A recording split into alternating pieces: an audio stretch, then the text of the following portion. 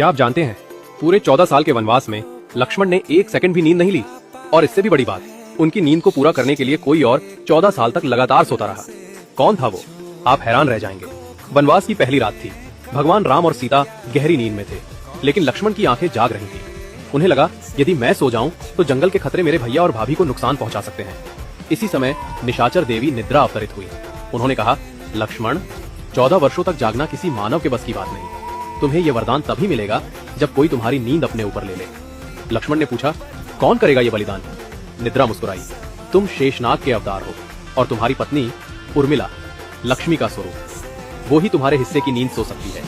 उसी रात उर्मिला सो गई, लेकिन ये नींद सामान्य नहीं थी। ये लक्ष्मण की 14 साल की नींद थी। वे सोती रही और लक्ष्मण रात दर रात राम और सीता की रक्षा करते रहे। वनवास खत्म होने के बाद जब लक्ष्मण अयोध्या लौटे और उर्मिला को देखा, उनकी आंखें भर आई।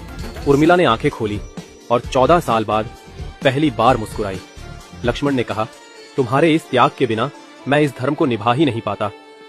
लोग राम सीता के प्रेम को याद रखते हैं, लेकिन बहुत कम लोग जानते हैं कि अयोध्या की सबसे महान प्रेम कहानी लक्ष्मण और उर्मिला की है, जहां एक ने 14 साल तक नींद त्याग दी और दूसरी ने 14 साल सिर्फ अपने पति के धर्म का साथ देने के लिए सोती रहीं।